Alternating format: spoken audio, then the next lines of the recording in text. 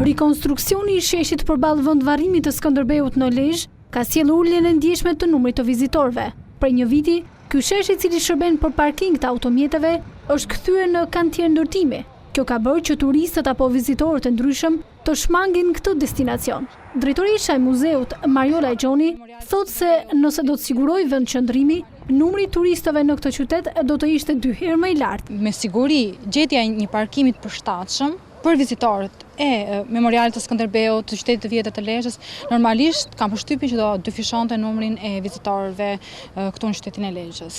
Ndërkohë, nënkryetari i bashkisë Enver Hafizi thotë se brenda muajit janar të vitit 2016 ky shqetësim do të marrë zgjidhje përfundimtare. Së shpejti, na merr në planet tona, brenda muajit janar do të sistemohen edhe problemi i vendqëndrimit autobusëve për turistët, duke krijuar edhe një hapësirë për to, por duke dhënë edhe gjallëri dhe jetës dhe qendrës së qytetit. Numri i turistëve që vizitojnë qytetin e Lezhës është reduktuar ndjeshëm këtë vit dhe vazhdon të mbetet në shifra të ulta. Ashtu siç thonë edhe drejtuesit vendor, për këtë kanë ndikuar punimet për një viti të sheshit që shërben edhe për parking.